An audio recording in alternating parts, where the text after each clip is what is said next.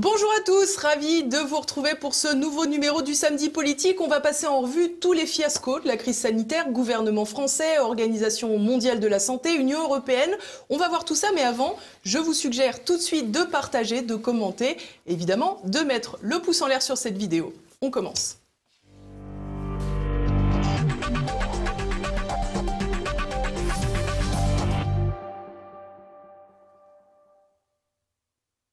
Et mon invité aujourd'hui, c'est Florian Philippot. Bonjour monsieur. Bonjour. Merci d'être avec nous. Alors vous présentez un nouveau livre après le Frexit, c'est Covid-19, l'oligarchie démasquée. C'est un livre que vous ne pourrez pas retrouver sur la boutique de TVL, mais que vous pourrez retrouver sur la boutique lespatriotes-du6.fr. C'est ça.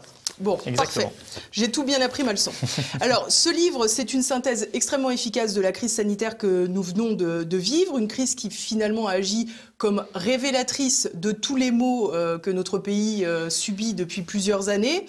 C'est intéressant, vous racontez qu'en 2010, vous êtes inspecteur général, vous co-rédigez un rapport sur la préparation de l'État face aux crises. Donc on imagine que c'est plusieurs configurations, crise sanitaire étant dedans, mais aussi crise économique.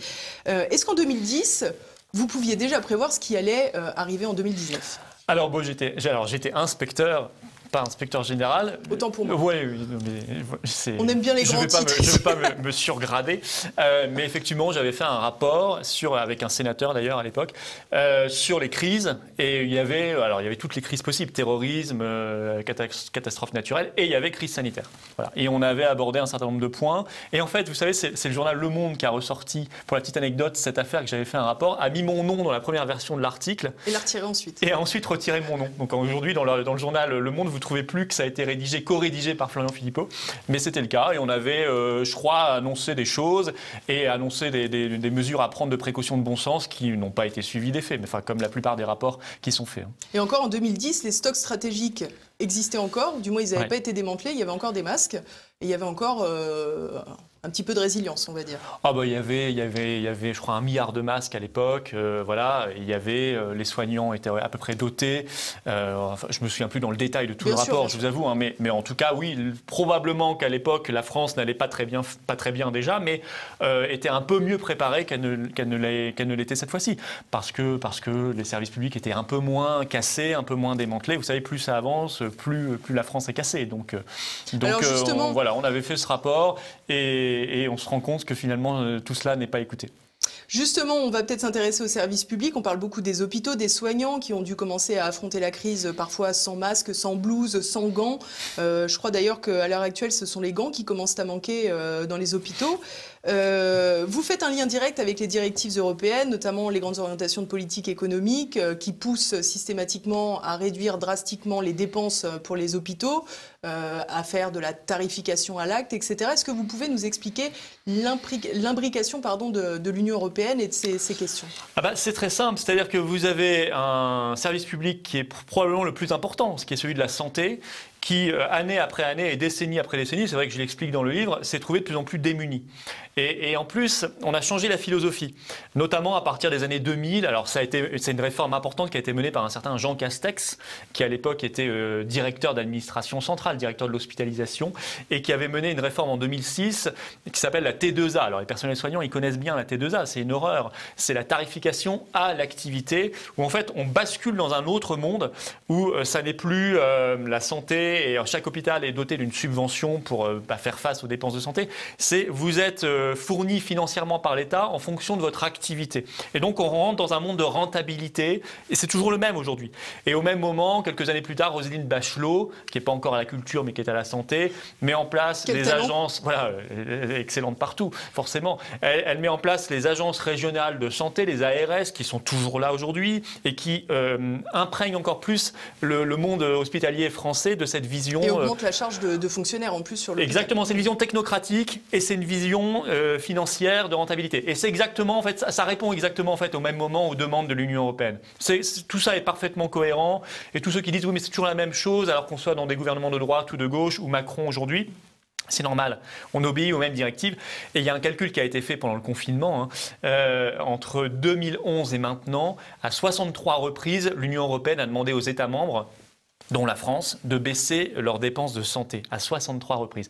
Et ce qui est incroyable, c'est que l'Union européenne a sorti un document là, il y a quelques mois, en mai dernier, le 20 mai dernier, ses grandes orientations pour cette année, et elle demande à nouveau d'appliquer les recommandations passées, c'est-à-dire la baisse des dépenses de santé, comme s'il ne s'était strictement rien passé. Voilà. Alors pourtant, pendant cette crise, Emmanuel Macron a appelé à construire une Europe de la santé, puisqu'on a vu que pour le moment, c'était le moins qu'on puisse dire, elle n'existait pas vraiment. On n'a pas vu de coordination, on n'a pas vu de coopération, puisqu'il y a eu la guerre des masques sur les tarmacs pour les villes, entre l'État et les villes, mais il y a eu également des masques qui étaient réquisitionnés quand ils faisaient des escales. Enfin, c'était assez hallucinant.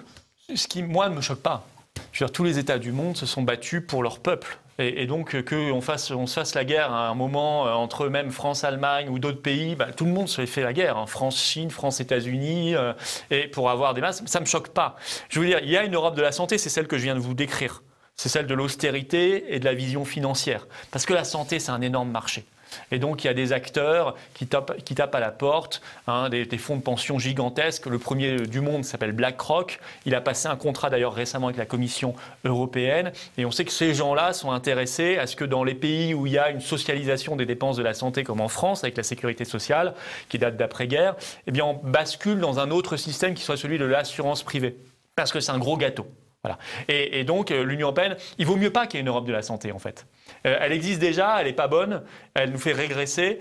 Et si elle existe encore plus demain, elle sera encore plus mauvaise. Donc, il ne faut pas du tout souhaiter qu'on transfère la santé à l'Union européenne. Vous savez, l'Union européenne, tout ce qu'elle touche, elle le transforme en boue, quoi. Elle peut transformer de l'or, elle le transformer en plomb ou en boue. Et ça, il ne faut pas le souhaiter. Deuxièmement, l'Union européenne, c'est le règne des lobbies. Donc si demain vous avez une Europe de la santé, et ils vont profiter de cette crise Covid pour avancer vers l'Europe de la santé, pour nous enlever encore plus de souveraineté, de compétences, vous aurez encore plus de pouvoir donné aux lobbies qui pourront dicter, écrire même les directives européennes en matière de santé dans le but que je vous ai annoncé, c'est-à-dire la privatisation déguisée.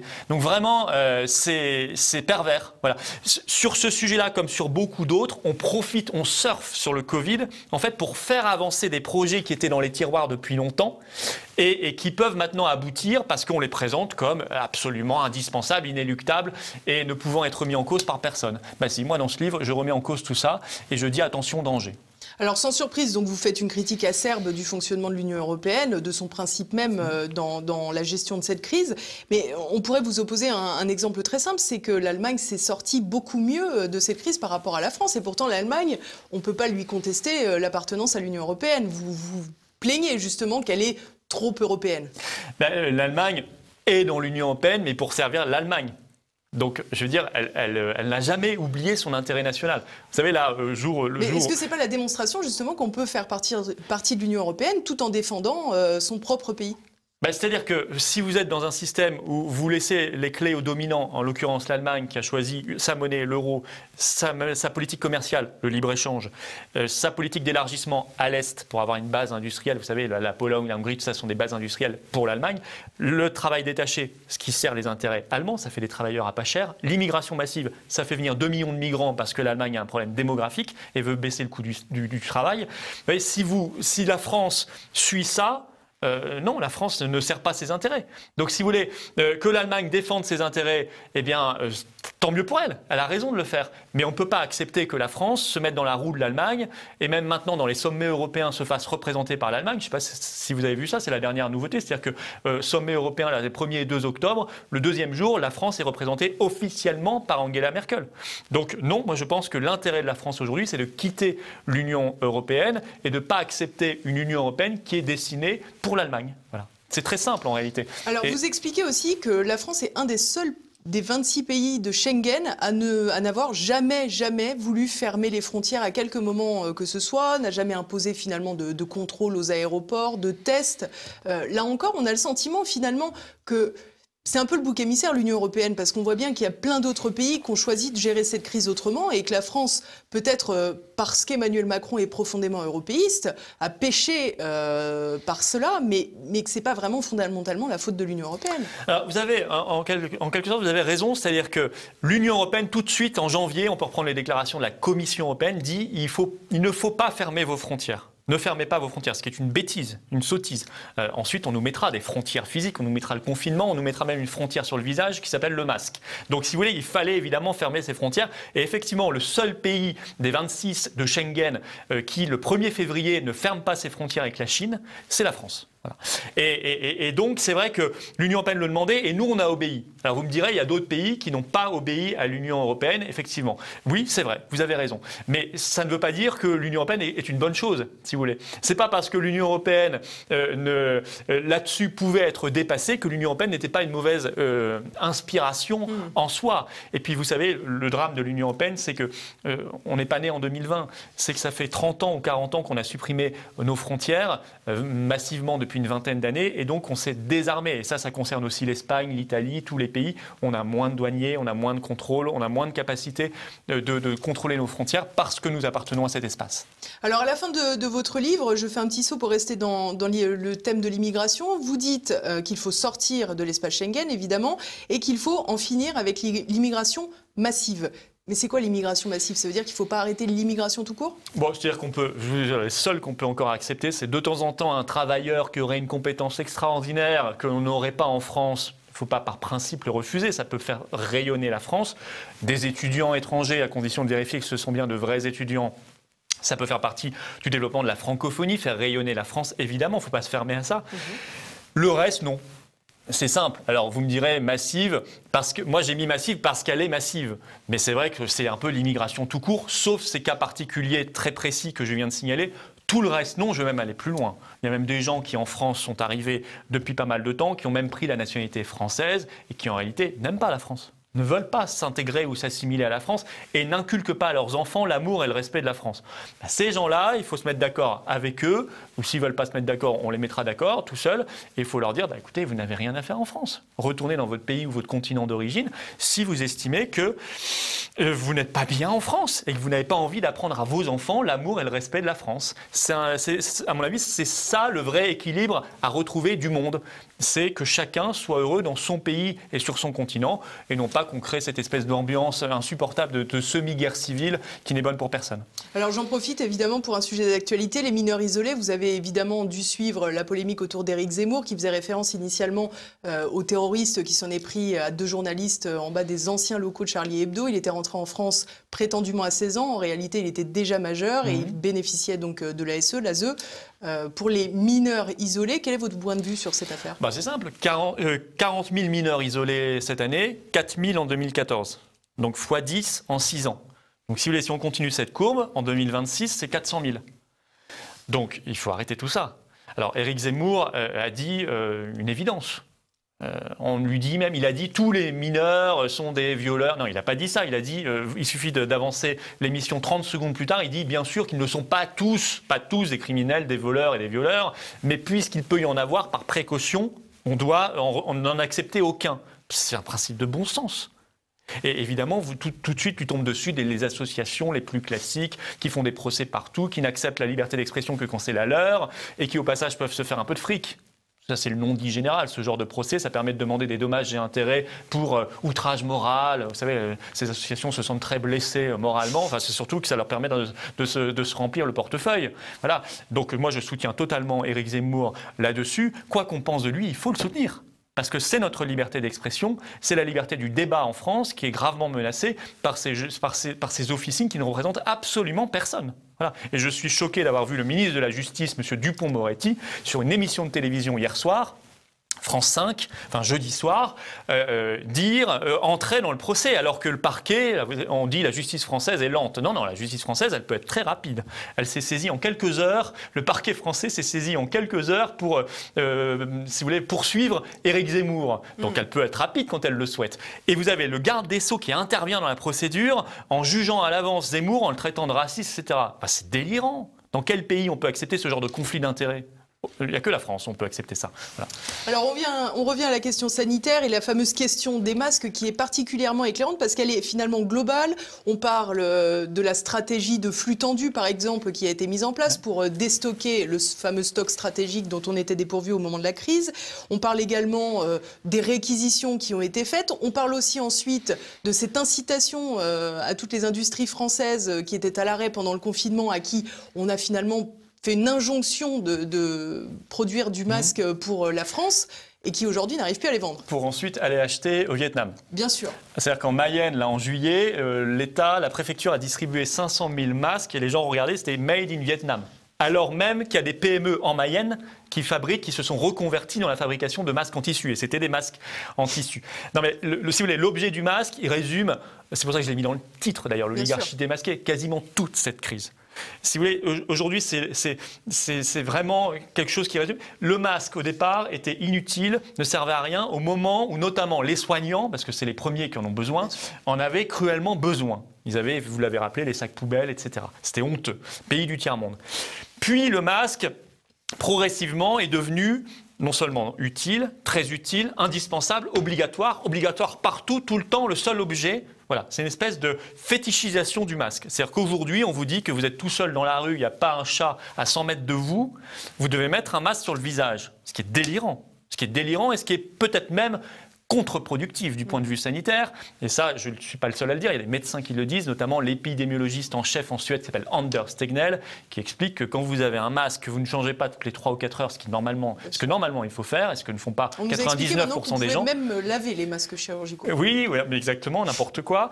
Mais vous le mettez dans votre poche, enfin moi le premier, je veux dire, vous le mettez dans votre poche, vous le prenez avec votre main, vous avez touché l'ascenseur, le clavier de l'ascenseur, la poignée de porte et vos clés et machin, et puis vous le gardez 2 jours, 3 jours, une semaine, ne serait-ce parfois pour des raisons financières, parce que ça coûte cher, 50 masques pour 26 €, 27 €, enfin c'est un budget pour les familles notamment, et ben vous pouvez vous mettre sur le visage, sur le nez et sur la bouche du virus en fait, que vous avez mis sur votre main, ou voilà.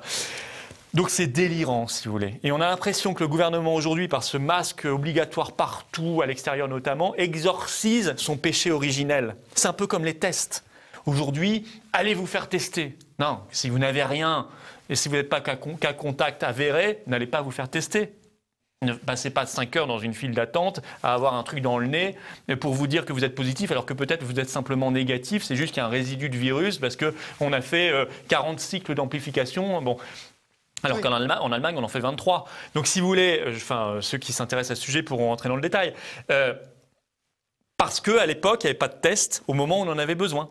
Et parce qu'on nous disait que ce n'était pas très utile. Il y en avait un seul en France qui en faisait à l'époque, c'était Raoult. Vous expliquez justement que le seul, finalement, le précurseur en matière de tests, ça a été Didier Raoult. C'est lui qui faisait un tiers, voire la moitié des tests en France. Exactement. Au tout début de l'épidémie. Un Didier Raoult qui va s'inscrire, qui va marquer considérablement cette crise, puisqu'on a vu une polarisation très rapidement des débats. On sait qu'il était dans un premier temps au sein du conseil scientifique, un conseil scientifique que vous ne ratez pas d'ailleurs dans votre livre, on va y revenir. Finalement, ce Didier Raoult, est-ce qu'il n'est pas le symbole d'une rupture entre Paris et la province, entre cette élite mondialiste et les personnes enracinées? Peut-être que lui, évidemment, il voyage, il a un côté mondialiste aussi, mais il travaille, il est aux côtés quotidiennement de patients, de malades, il fait son travail, quoi, tout simplement. Alors pour moi, Didier Raoult, c'est la figure française, je dirais presque gauloise par excellence, pas que physiquement, parce que déjà physiquement c'est assez incroyable, mais c'est un peu le druide, mais moi c'est pas péjoratif quand je dis ça, mais dans la figure. Mais même au-delà de ça, dans l'état d'esprit, vous savez, c'est le genre de personnage ça peut arriver qu'en France, ça. Ça émerge un moment, on s'y attend pas. C'était un peu comme les Gilets jaunes au début. Personne s'y attendait, un beau phénomène qui a émergé. Ensuite, ça a été dénaturé, mais c'était très français. Et là, c'est pareil, une espèce de résistance au mondialisme, effectivement, et puis à cette espèce de technostructure du ministère de la Santé, et puis au labo, à l'industrie pharmaceutique, j'en parle pas mal dans le livre, parce que effectivement, le grand péché de Raoult, non seulement il faisait des tests en janvier et il faisait un tiers des tests nationaux en France, dans son IHU à Marseille, mais deuxième gros péché de Raoult, c'est qu'il a une grande gueule et qu'il ne la ferme pas. Mais moi, je pense que quand on est conseiller du prince, il faut ouvrir sa gueule, sinon on est juste un courtisan, et il a refusé d'être le courtisan. Et troisièmement, énorme péché, le principal, il a trouvé un traitement pour quelques euros. C'était pas prévu, ça. En tous les cas, il l'a proposé, mais vous dites... il l'a proposé, puis d'autres... Et en fait, il l'a pas trouvé, d'ailleurs. Il a copié les Chinois, qui avaient un peu d'avance. Il a repris, il l'a amélioré avec l'azithromycine. D'autres y ont même ajouté le zinc, etc. Peu importe. Ça a été testé dans d'autres pays. Ça semble fonctionner, si vous voulez. Et ça, mais vous dites ça, quand même, son ce qui est principal très péché. intéressant, c'est que finalement, son opposition avec le gouvernement a produit quelque chose d'assez dingue, si vous me pardonnez le propos. Pendant une crise sanitaire, quelqu'un préconise un traitement et finalement, on se rend compte que personne n'a fait un essai froid, j'allais dire, sur le traitement précisément qu'a préconisé le professeur Exactement. Raoult. On n'a jamais voulu tester son protocole dans les conditions qu'il recommande, lui, et qui sont manifestement efficaces si on l'écoute. C'est-à-dire en début de maladie, quand apparaissent les premiers symptômes, voilà, et pas sur des moribonds en réanimation. Et en éliminant les patients cardiaques, évidemment. Exactement, en faisant s'il faut faire des électrocardiogrammes, on les fait, etc. Même si je rappelle que l'hydroxychloroquine, ça faisait 60 ans que c'était en libre vente en France, jusqu'au 15 janvier dernier, jusqu'à ce que Buzine le passe en prescription, c'était en libre vente. Il se trouve qu'on n'a jamais fait, donc c'est quand même incroyable, c'est-à-dire qu'on lui reproche quelque chose qu'on ne veut surtout pas vérifier. C'est ça. Au contraire, on fait des études bidons, voire frauduleuses, confère le Lancet Gate, évidemment, et puis on lance des essais cliniques, le fameux Discovery, dont on nous rebat les oreilles en mars-avril dernier, et puis qui ensuite disparaissent dans un trou et dont plus personne ne nous parle aujourd'hui. C'est-à-dire que moi, j'ai eu une réunion là récemment comme chef de parti consultation avec le Premier ministre et avec Véran, c'était il y a une semaine, au ministère de la Santé. J'ai demandé, parce qu'on a le droit de poser quelques questions, j'ai demandé publiquement à Véran, ça en est où l'essai clinique Discovery ? Je me suis fait plaisir en fait.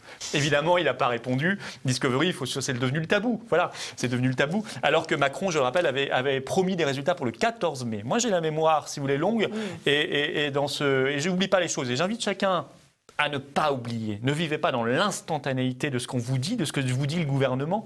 Réfléchissez à ce qu'on vous disait il y a 6 mois. Reprenez Internet. Internet est formidable pour ça. C'est une bibliothèque éternelle. Vous pouvez retrouver tout.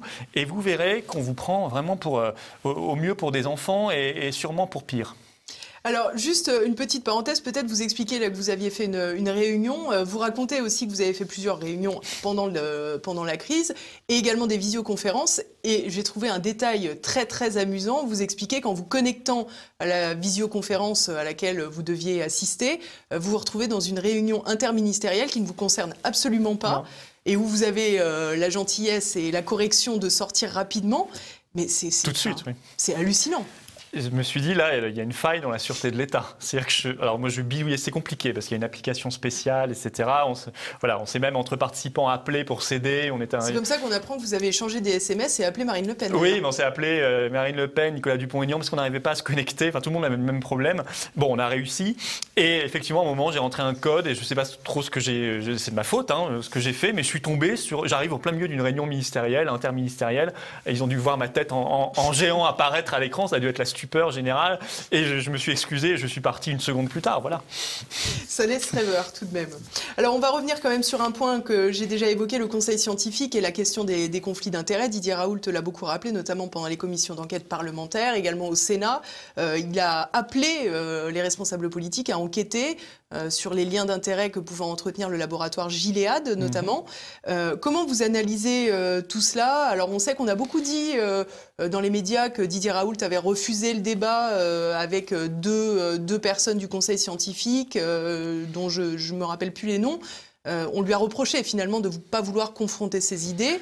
Que pensez-vous de toute cette affaire? Alors ça, c'est lors de l'audition pour la commission d'enquête au Sénat. C'est-à-dire l'espèce de traquenard, au lieu, comme il l'a été en juin à l'Assemblée nationale, d'être auditionné seul, ce qui est normal pour une commission d'enquête, surtout quand vous avez le CV d'un Didier Raoult. Je dirais, il n'a rien à prouver, il a une carrière, il a 68 ans, il a des centaines de publications, il a un CV, il est reconnu mondialement. Donc c'est bien, je pense, de l'entendre seul. Ben non, on a voulu, comme si sa parole était honteuse et qu'il fallait absolument la confronter à la parole officielle, on lui a proposé au Sénat un débat.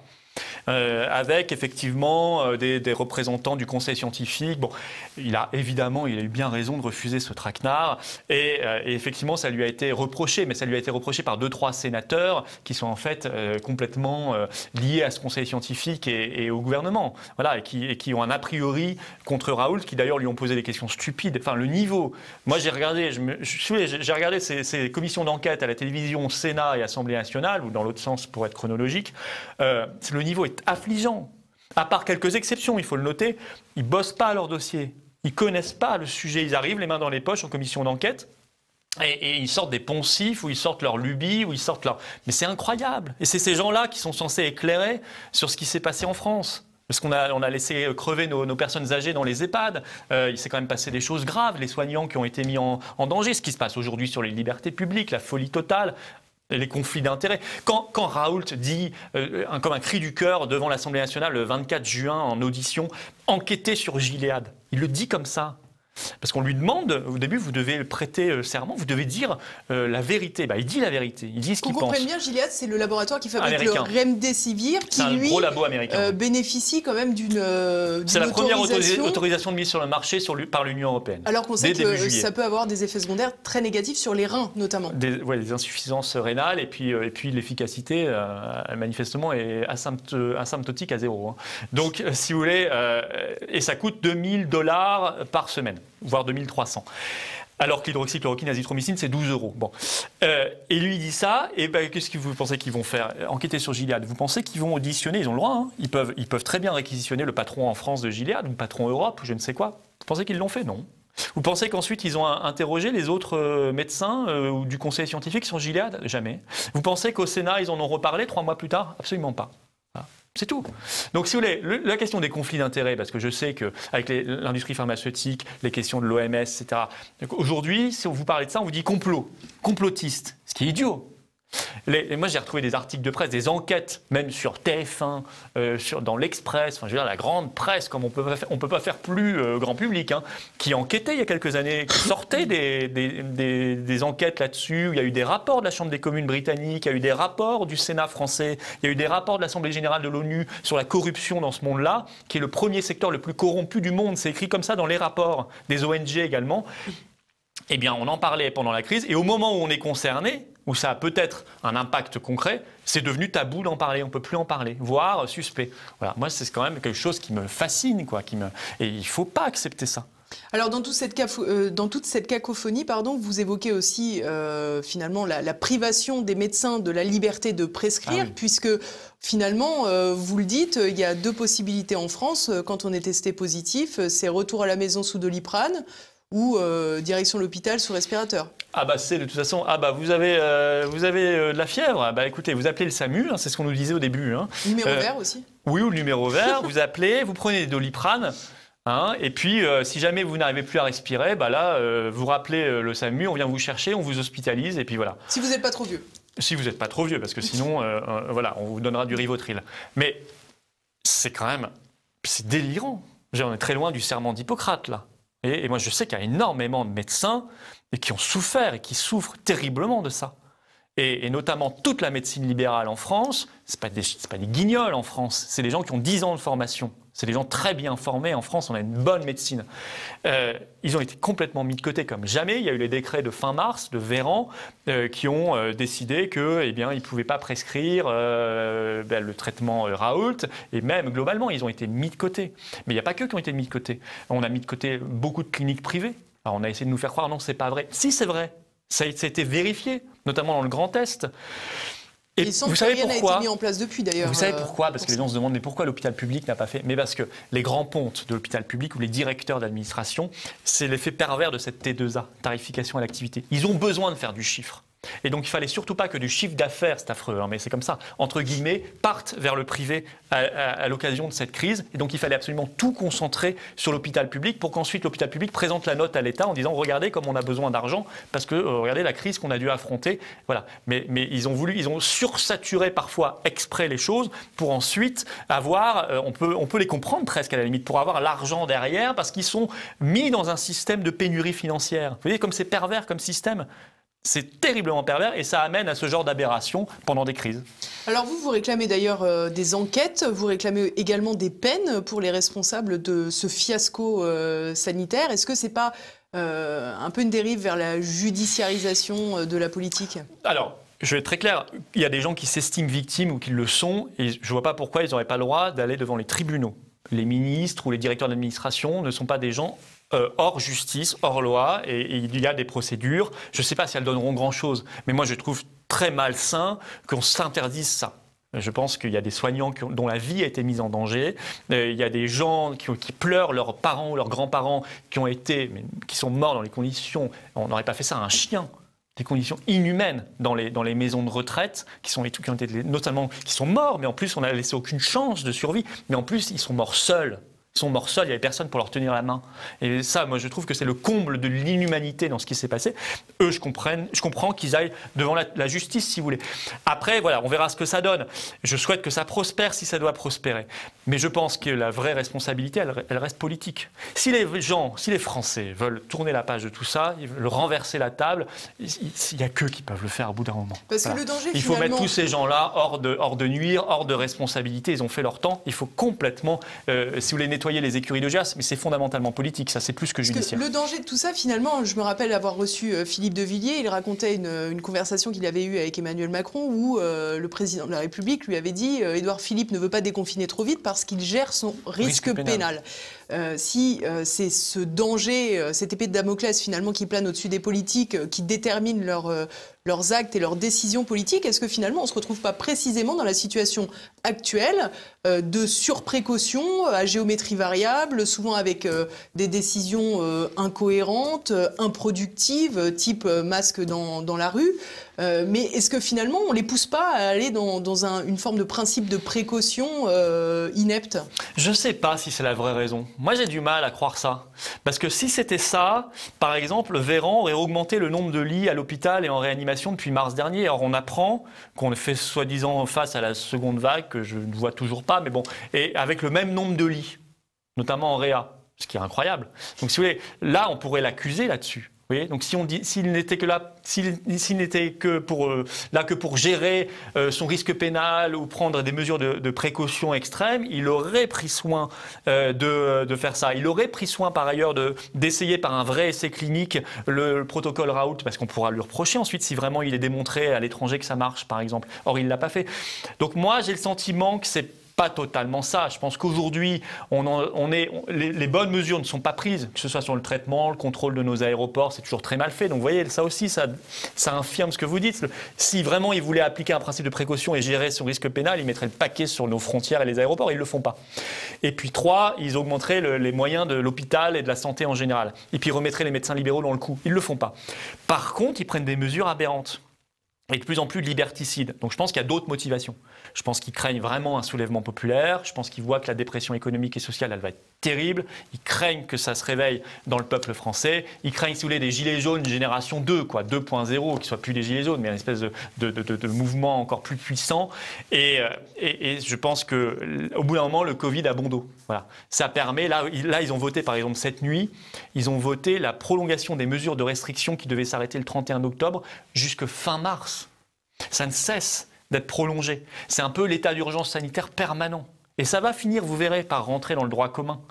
On va donner des pouvoirs exorbitants, interdire des rassemblements familiaux.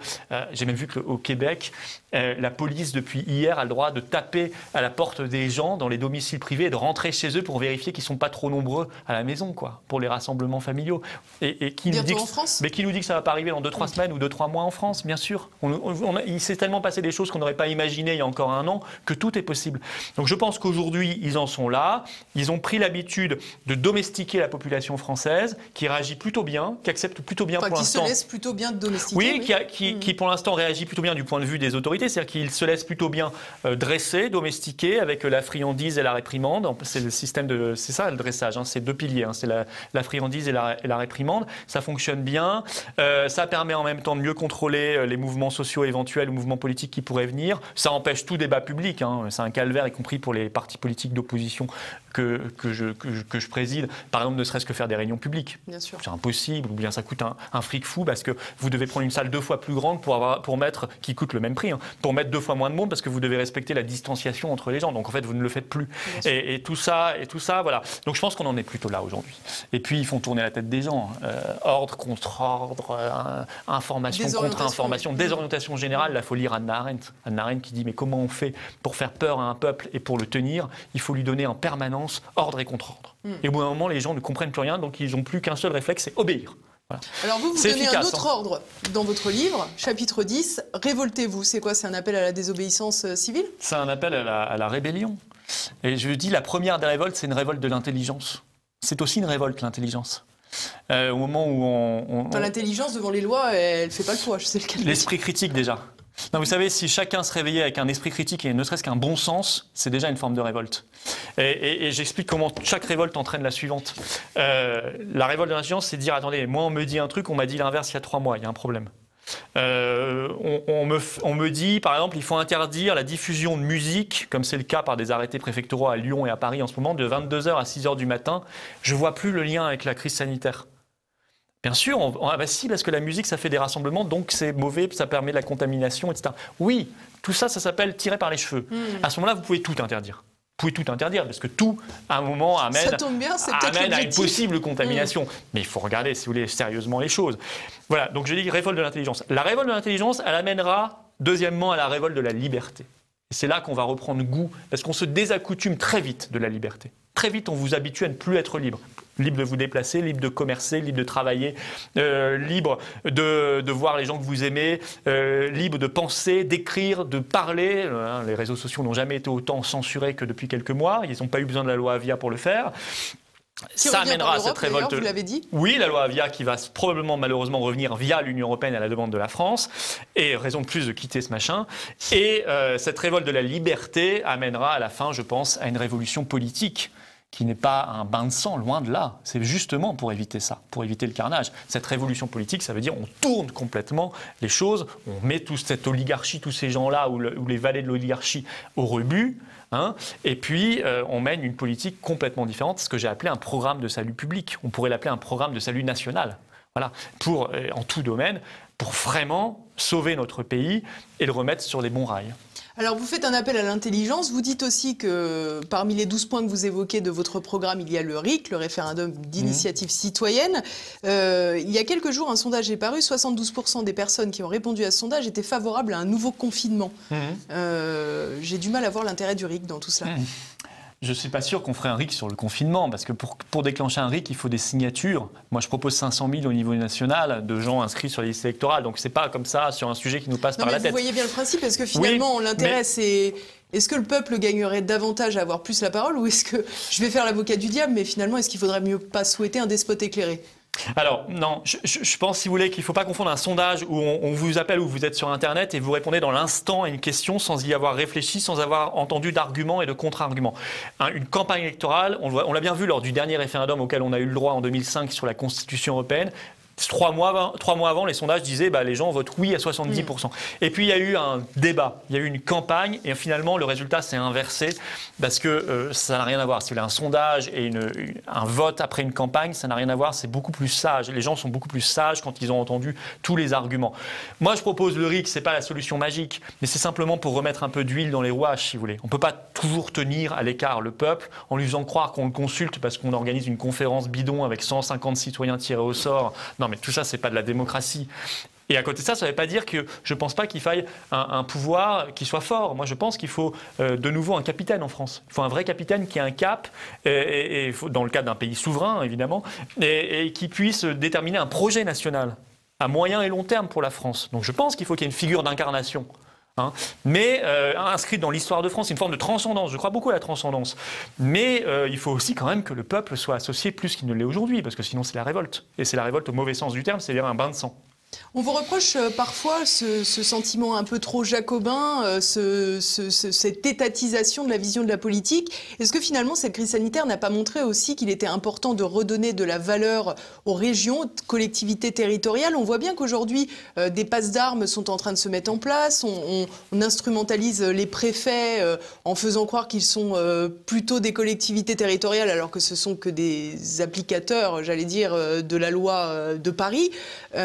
Est-ce que finalement, un peu de girondisme là-dedans, ça ne remettrait pas aussi un peu de démocratie Moi, je suis très attaché à la démocratie locale. Je vais vous dire, je suis très attaché d'abord aux communes.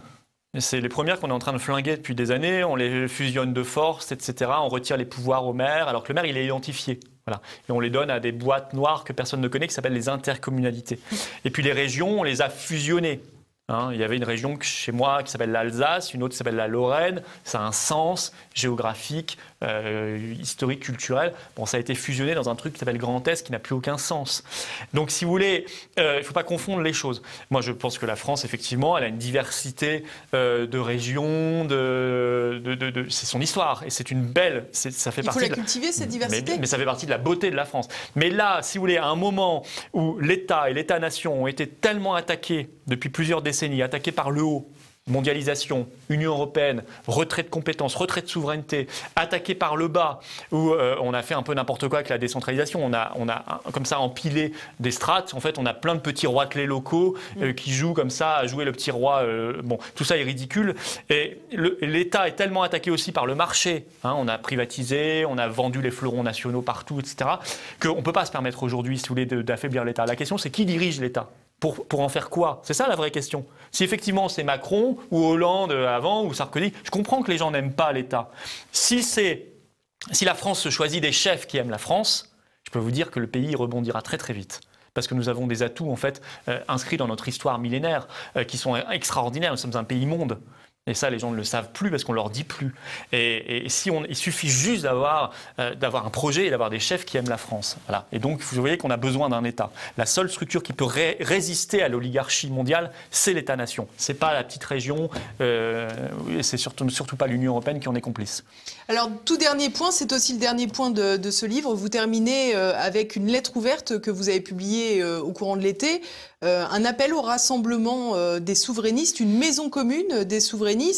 Où en est cette initiative? Je sais que vous étiez le week-end dernier au meeting de rentrée de Nicolas Dupont-Aignan.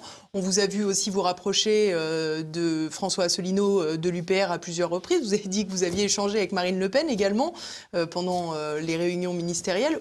Où cela en est, tout cela? Oh oui, j'ai échangé technique. Hein. Alors, si vous voulez, j'ai échangé connexion sur une visio. Où ça en est? Moi, je pense que je ne sais pas ce qui va se passer dans 2 ans et je ne veux pas penser à la présidentielle. Ça me paraît aberrant, si vous voulez. Je pense que... Donc, la candidature de Nicolas Dupont-Aignan annoncée au mois de septembre 2020, c'est aberrant? Non, c'est pas ce que je dis. Je respecte totalement Nicolas Dupont-Aignan. Les gens font ce qu'ils veulent. Voilà. Et moi, je suis allé avec grand plaisir à sa rentrée au Cirque d'Hiver. J'ai dit ce que j'avais à dire. J'ai fait un appel amical au rassemblement. J'avais invité moi-même Nicolas Dupont-Aignan le 5 juillet. Il était venu, il avait parlé devant tout le monde pour la journée souverainiste au prieuré de Vernelles. Donc, si vous voulez, c'est pas ce que je dis. Chacun fait ce qu'il veut et je respecte. Moi, ce que je pense, c'est qu'aujourd'hui, je ne sais pas ce qui va se passer dans les 2 ans qui viennent en France pour une simple et bonne raison. C'est qui aurait dit ce qui s'est passé les 2 dernières années en France. Qui aurait prévu les gilets jaunes, puis la répression, puis le confinement, la dépression économique historique, ce qui se passe en ce moment, les restrictions de liberté, etc. Qui aurait prévu ça? Personne. Voilà. Donc on ne peut pas prévoir ce qui va se passer dans 2 ans. Moi, je sais qu'on est dans le tunnel, je ne vois pas encore la lumière. Je ne sais pas quel chemin ça prendra pour s'en sortir. Je suis même certain qu'on va s'en sortir à la fin. Que la France est un pays éternel, qui à la fin s'en sortira. Mais je ne sais pas du tout par quel chemin ça passera. Voilà. Je ne peux pas vous le dire. Ce que je sais juste, c'est qu'aujourd'hui, là, la seule chose à éviter, c'est la désespérance. Dans notre camp, notamment, le camp patriotique. Et donc, pour éviter la désespérance, il faut montrer du rassemblement. Il faut être dans une dynamique sincère et de bonne foi de rassemblement. C'est pour ça que j'ai proposé cette maison commune, qui est une association, tout simplement, avec un nom, et qui travaillerait sur une charte de nos points d'accord. On a des points de divergence, mais on a aussi des points d'accord, évidemment. Ils sont principaux, et il faut être capable de les afficher. Alors j'ai vu du monde, je les appelle, je vois, c'est vraiment un travail de tous les jours, je vous assure, et je le fais avec une grande sincérité. C'est pas facile. Alors au moins, si on ne fait pas la maison commune, faisons au moins une coordination minimale, quoi. Mais soyons intelligents. Parce que finalement, on a vu Nicolas Dupont-Aignan appeler à une primaire. Or, elle n'a pas eu lieu. Il s'est déclaré candidat à la présidentielle. On vous voit. Ce qui n'était pas une mauvaise idée. Moi, je l'avais soutenue, la primaire. La primaire, oui, mais visiblement, vous étiez que tous les deux. Vous apparaissez à un meeting où il annonce sa candidature. On vous voit, on veut bien vous reconnaître beaucoup de bonne volonté, mais finalement, on a l'impression que vous êtes un peu tout seul à vouloir faire le rassemblement. Je ne suis pas seul, il y a des associations souverainistes ou patriotiques qui sont vraiment avec nous dans le travail. Il y a plein, surtout au-delà des chefs. Il y a plein de monde en fait à la base qui le veut. Quasiment tout le monde le veut en réalité. Tout le monde dit mais tout le monde travailler le veut, mais ensemble. avec la première place. Non, je l'ai prouvé. Moi, je l'ai prouvé, on ne peut pas me prendre là-dessus. Aux Européennes en 2019, j'ai dit on fait une liste unique du Frexit et j'accepte de ne pas être. J'accepte même d'être 3e ou 5e. Vous savez, il y a la parité. Il n'y en a pas beaucoup, les chefs de parti qui acceptent de ne pas être premiers. Hein. Il n'y en a pas beaucoup. Moi, je l'ai dit publiquement. Donc, on ne peut pas me dire. Bon, malheureusement, ça ne s'est pas fait. Je pense que ça aurait dû se faire. On aurait eu tous collectivement de meilleurs résultats. Enfin, tant pis, c'est le passé. Mais il se trouve qu'on ne peut pas tomber dans le piège de Macron. Macron choisit aujourd'hui ses adversaires. Il choisit contre qui il veut être. C'est la meilleure manière de gagner. Là, il est parti pour regagner. Enfin, parlons-nous franchement, Florian Philippot. Vous n'allez pas faire un rassemblement, Nicolas Dupont-Aignan, Florian Philippot, François Asselineau, la nébuleuse souverainiste, je pense au cercle Aristote de Pierre-Yves Rougeron et plein d'autres cercles de pensée et de réflexion autour de ces thèmes, sans le Rassemblement national. Alors, attendez, j'ai écrit aussi à Onfray, par exemple. Il m'a dit non. Je veux dire, il avait dit qu'il faisait sa revue pour le Rassemblement des souverainistes. On lui demande, il me dit non, il me trouve un prétexte. Vous savez ce qu'il a... Non mais quand même, je ne sais même pas si c'est... J'ai presque honte de le dire. Et on ne s'est jamais vu, hein. Rien. Il me dit, on s'est croisés en 2015 sur une radio et on s'est dit bonjour, moi je suis quelqu'un de poli, mais vous n'êtes pas assez intéressé à ma personne. Mais je vous jure que c'est vrai. Alors moi je me dis, c'est pas possible. Parce que je suis quelqu'un de poli en plus, hein. J'ai pas été désagréable, c'est juste qu'effectivement, mais lui non plus, c'est pas intéressé à ma personne, mais c'est pas grave.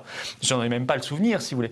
Mais je me dis, on parle quand même de la France, là, qui est en train de mourir, qui est en train de crever sous nos yeux. Donc si vous voulez, donc pour moi, c'est pas possible, c'est forcément un prétexte, donc ça veut dire qu'il veut pas. Il a le droit de pas vouloir, mais il faut le dire. Voyez. Donc, mais c'est dommage. Et ceci dit, si demain il change d'avis, pas de problème, moi je suis pas rancunier. Ça répond pas à ma question. Alors, c'est quoi votre question? Oui, le Rassemblement national. Alors, j'avais dit, Maison Commune est ouvert évidemment aux cadres, aux élus, aux militants, y compris du Rassemblement national, qui sont sincèrement souverainistes. Ils ont totalement leur place et je leur demande évidemment pas de quitter leur étiquette Rassemblement national. Il n'y a aucun sectarisme là-dedans. Mais ça se transforme comment concrètement à la présidentielle pour faire barrage à Macron? Vous savez, se transforme déjà... bien derrière une candidature forte aujourd'hui, la candidature forte? Pas forte, non. C'est le premier parti d'opposition. Mais elle ne gagnera pas. Ils sont plus faibles qu'ils n'étaient dans la séquence 2012-2017 à toutes les élections. Toutes les élections. Ce qui n'était jamais arrivé, on ne faisait que progresser avant. Là, ils ne font que baisser. Chaque élection par rapport à la même élection, si vous comparez, c'est la première fois qu'ils sont dans une séquence où à chaque fois ils baissent par rapport à avant. Et les sondages régionaux ne s'annoncent pas terribles, même pas bons du tout. Donc si vous voulez, non, ils ne gagneront pas. Et Macron le sait très bien. Et en disant ça, j'ai aucune haine pour personne. Moi, j'ai tourné la page. Moi, j'ai mon mouvement qui s'appelle Les Patriotes, ça me va très bien. Je défends mes convictions et mes idées avec foi. Mais si vous voulez, ça ne veut pas dire qu'il n'y a pas des énergies là-bas. Bien sûr qu'il y a des énergies là-bas qui sont formidables. Et il faut qu'au moins on se rassemble, on se voit, on discute, on débat, parce qu'on a des points d'accord et des points de désaccord. Mais on les tranche amicalement. Et ensuite, on voit ce qu'on fait à l'élection présidentielle. Mais ce n'est pas compliqué quand même comme processus. De toute façon, je vais vous dire, par ailleurs, ne mettons pas non plus tout sur l'élection présidentielle. Je suis persuadé qu'aujourd'hui, la situation de la France est tellement grave que tout ne va pas se jouer avec une élection. Moi, je crois qu'il faut à côté un phénomène de pression populaire, on peut l'appeler soulèvement populaire, on peut l'appeler comme on veut, c'est-à-dire une pression réelle du peuple maximale à côté. Évidemment, je crois que c'est ça qui fera turbuler le système, comme disait l'autre, c'est ça réellement qui fera turbuler le système une bonne fois pour toutes, plus la voie de l'élection qu'il ne faut surtout pas négliger, mais en l'abordant intelligemment. Voilà, je ne peux pas vous dire plus que ça. Je ne sais pas à quoi ça va nous mener. Je ne sais pas à quoi la Maison Commune nous mènerait. Je vous promets que c'est vrai, j'en sais rien. Simplement, je sais qu'il faut le faire. Que si on ne fait rien, on est sûr de perdre. Si on fait quelque chose, on n'est pas sûr de gagner. Mais au moins, on a plus de chances de gagner que si on ne fait rien. C'est tout. Voilà. Et je pense que notre responsabilité devant l'histoire de France, c'est de faire. Sinon, on sera la génération qui aura accepté d'enterrer la France. Vous imaginez, moi, j'accepte pas ça devant la responsabilité. J'accepte pas ça devant l'histoire de faire partie de la génération qui aura accepté de voir la France mourir. Après 1500 ans ou 2000 ans, comme on veut, de combat permanent pour nos libertés. Non, pas nous. Voilà, donc ça, j'accepte pas. Merci beaucoup, Florian Philippot. Je rappelle à tout le monde, l'oligarchie démasquée Covid-19, c'est disponible sur le site des Patriotes, lespatriotes-du6.fr.